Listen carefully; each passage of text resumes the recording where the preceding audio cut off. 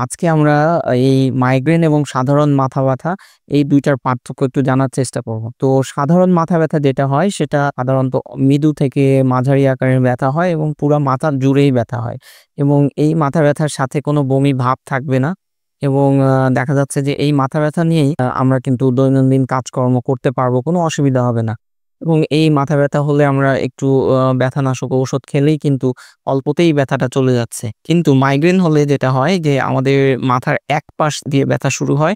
পরবর্তীতে দেখা যাচ্ছে যে এটা পুরা মাথায় ছড়াতে পারে। এই ব্যথাটা কিন্তু খুবই মাঝারি থেকে তীব্রতর হতে পারে। এই মাথা ব্যথার সাথে অবশ্যই দেখা যাচ্ছে বমি ভাব থাকতে পারে, বমি হয়ে যেতে পারে। এই ধরনের মাথা ব্যথা কিন্তু ঔষধ খেলেও সহজে যেতে চায় না। তো এই ধরনের মাথা ব্যথা পেলেই বুঝবেন যে আপনার এটা মাইগ্রেন হতে পারে। কিন্তু আপনি যখনই মাথা ব্যথা হবে কারণটা নির্ণয় করে তারপরে ওষুধ সেবন করবেন। কারণ কি মাইগ্রেনের ব্যথার কিছু চিকিৎসার নিয়ম আছে। যেরকম ধরেন যে আপনার মাইগ্রেন হলে আমরা ৩ ধরনের ওষুধ দিয়ে থাকি। একটা হচ্ছে ব্যথানাশক ঔষধ, আরেকটা হচ্ছে মাইগ্রেন প্রিভেন্টিভ কিছু মেডিসিন যাতে মাইগ্রেনের ব্যথাটা উঠতে না পারে এই ধরনের ওষুধ।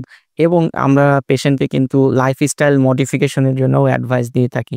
তো যখনই আপনার মাথা ব্যথা হবে আপনি নিউরোলজিস্টের পরামর্শ নিবেন এবং মাথা ব্যথার কারণটা জানবেন এবং চিকিৎসা নিবেন। আশা করি আপনি ভালো থাকবেন। ধন্যবাদ।